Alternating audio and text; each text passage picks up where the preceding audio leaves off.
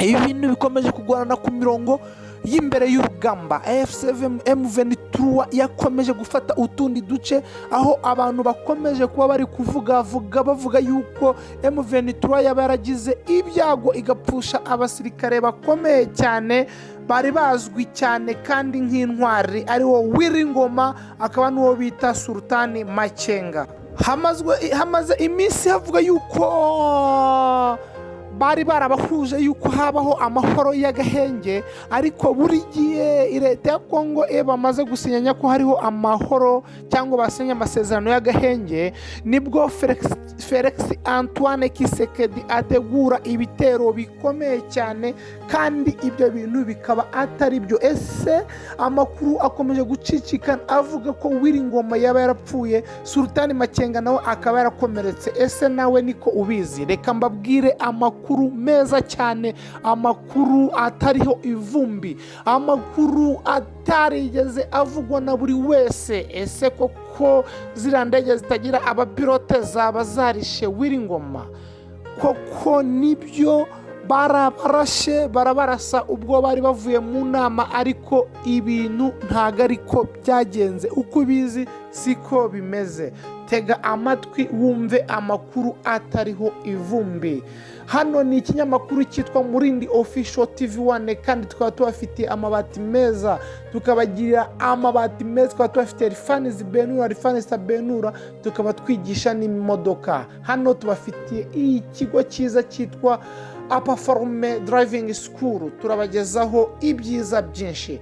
Reka tugaruke ku kibuga cy'imirwano hariya muri Kongo.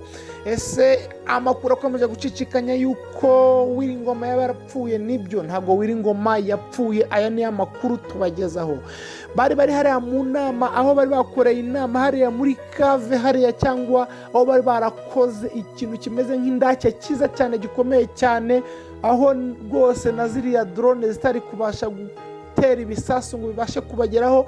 Inama rwose yarabaye inama ikomeye cyane, aho yagejeje mu rukerera, ariko bikaza kurangira inama isa nkaho isoje, kandi isoje amahoro.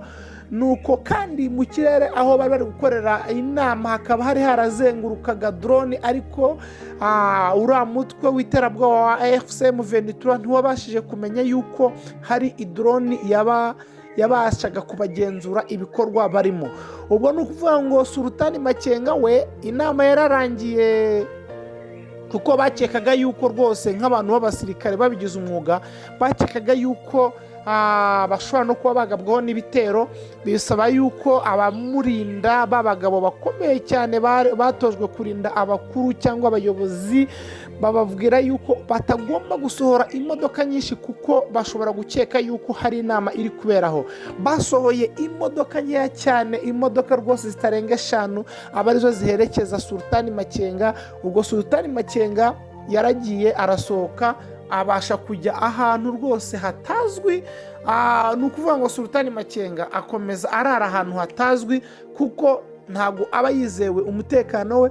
Ubwo yarasohotse aragenda, abo basirikare bamurenze, aragenda agera aho agomba kujya gucumbika, ariko hatazwi. Ubwo nyuma yaho Wiringoma yakomeje aguma muri ubwo buvumo, akomeza aremesha inama. Yarakomeje rwose aremesha inama nk'ubisanzwe, ariko mu minota mike nawe aza gusoza inama arataha. Ubwo rero yaza gutaha nibwo isanganya rwose ibibazo bikomeye cyane byagwiriye intwari Wiringoma.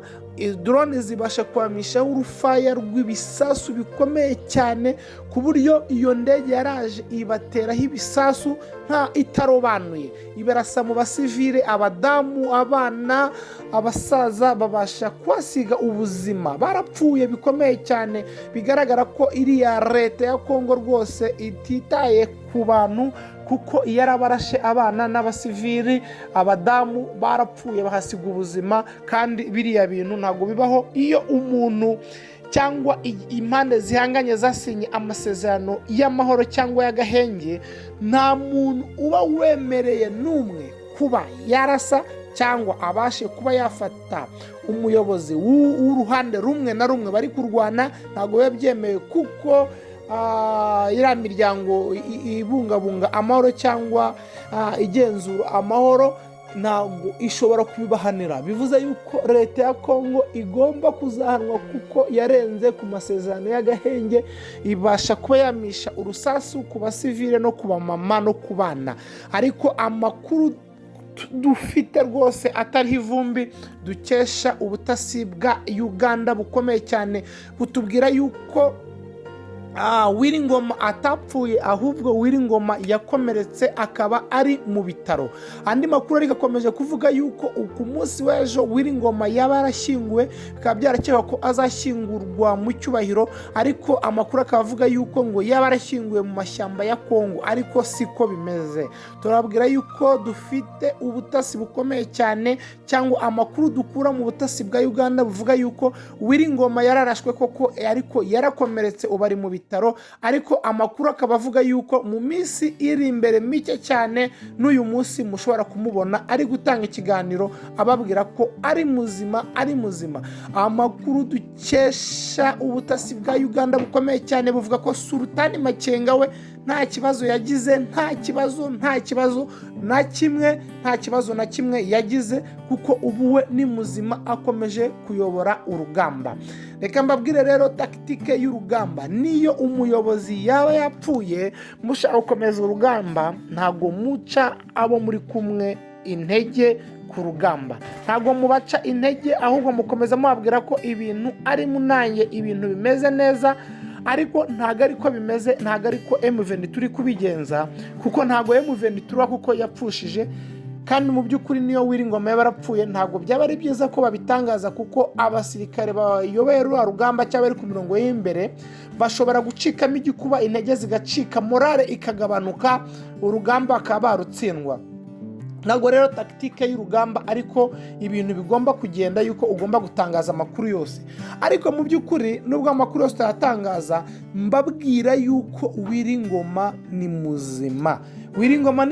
Nakomeje mbabwira yuko amakuru dukesha ubutasi bw'igisirikare cya Uganda bwatubwiye yuko Wiringoma ari muzima, gusa ari mu bitaro, ariko mu minsi mike araza kuba amerewe neza. Ikindi tubabwire ko Sultani Makenga ari muzima. Twongeye tubabwire isanganya yarayibaye nimugoroba, Wazalendo FDLR baraye biraye mu nka, barazitemagura, izindi barazirasa, kuko inka zari nyinshi, imirambo yari myinshi hariya muri Kongo. Abantu urabona ko Wazalendo FDLR bafite ubugome bukabije cyane, barabura abantu barangiza bakica amatungo. Ariko mu by'ukuri leta ya Kongo ikomeje gukora ibintu bikaze cyane. Reka tubabwire, tubagezeho itangazo mu rurimi rw'igifaransa. Umukozi dukorana rwose wabwira amakuru cyangwa itangazo risohowe na Alliance Fleuve du Congo mu rurimi rw'igifaransa, tubabwira isanganya ikomeje gukorwa n'igisirikare cya Kongo aricyo FARDC. Nimukomeze mudukurikirane kuri uyu murongo mugari, tubagezaho ibyegeranyo mu Kinyarwanda no mu Gifaransa. Mukomeze mudukurikirane. Kinshasa a choisi la terreur et les massacres, multipliant sa folie meurtrière dans une stratégie de violence contre les civils. Depuis plusieurs semaines, les populations civiles de l'Est de la République démocratique du Congo, en particulier celles des zones libérées par l'AFC, M23, subissent une violence systématique d'une brutalité insoutenable. Les forces coalisées du régime de Kinshasa FARDC, FDLR génocidaire, miliciens Wazalendo, l'armée burundaise, FDNB, et mercenaires étrangers mènent une campagne de terreur, de massacres et d'horreur, alors même qu'un cessez-le-feu avait été signé. Les mêmes crimes barbares et ignobles que Kinshasa commet à chaque offensive d'envergure et guerre généralisée ressurgissent, avec une cruauté révoltante et délibérée. Avec ces bombardements aveugles visant les populations civiles, le régime de Kinshasa a franchi un seuil de violence inédit. Félix Tshisekedi Tshilombo vient de piétiner tous les efforts des médiateurs de paix. Des offensives d'envergure ont été déclenchées à l'est du pays, en violation manifeste des engagements internationaux par le régime de Kinshasa.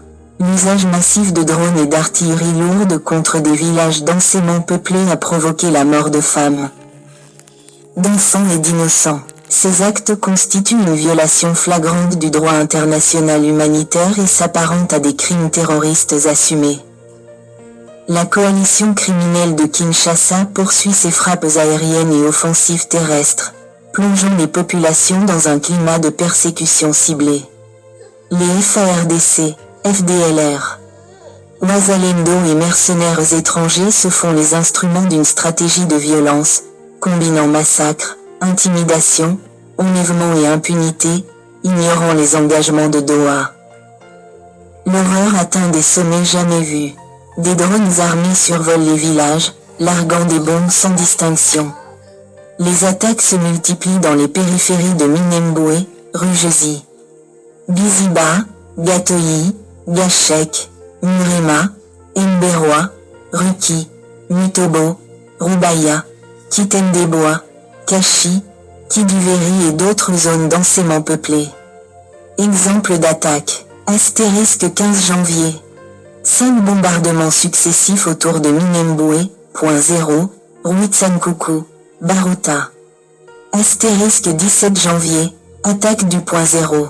Astérisque 22 janvier. Bombardement sur Rugezi et Biziba. Astérisque 24 janvier. Bombardement à Mukoko et Gakenke, détruisant plusieurs maisons. Astérisque 29 janvier. Survol et bombardement continu de Minembwe. Astérisque 16 février. Attaque contre Minembwe, au plateau. Katoli et Mulumiminen. Astérisque 20 février. Frappe de drones et offensive terrestre à Minembwe. Astérisque 22 février. Attaques aériennes et terrestres. Massacre de civils à Niruinga et Minembwe. Astérisque 23 février. Bombardement sur Gazovu, Nkokwe, Gatoyi, Minembwe. Astérisque 24 février. Drones aveugles sur Rubaya, Kitendeboa, Kashi, Kiduveri, Kalehe. Astérisque 25 février. Offensive massive à Rutijita. Kitazumbura, Rugezi. Astérisque 26 février. Infiltration à la plantation de TJTN de Mweso. Attaque contre les populations et le bétail. Cette violence répétée et méthodique soulève une question capitale. Que veulent réellement Chilombo et ses alliés contre les Tutsis, Banyamulenge? Les Swahiliphones et les habitants des zones sous contrôle de la FC M23? Le régime de Kinshasa continue de violer le cessez-le-feu par la violence, les massacres et la terreur. Aucune guerre ne se gagne par le sang des innocents. Ni propagande médiatique, ni diabolisation diplomatique, ni manipulation de l'opinion ne pourront masquer la vérité ni inverser l'histoire. Ceux qui bâtissent leur popularité sur la mort et les cendres finiront engloutis par elle. La cause de ceux qui se battent pour exister repose sur une force morale et historique que nul bombardement ne pourra anéantir. La justice divine, pour ceux qui y croient, rattrape toujours les auteurs du mal. L'AFC M23 alerte la communauté nationale, régionale et internationale, les violations graves, systématiques et intentionnelles des droits humains et des engagements de Doha persistent. L'AFC M23 condamne avec la plus grande fermeté ces actes terroristes et tient le régime de Kinshasa seul et entièrement responsable des crimes contre les civils. Le peuple congolais est pris à témoin. Hashtag rez-de-chaussée. Hashtag cessez-le-feu. Hashtag droits humains. Hashtag justice pour les civils. Hashtag paix en RDC. Hashtag stop au massacre.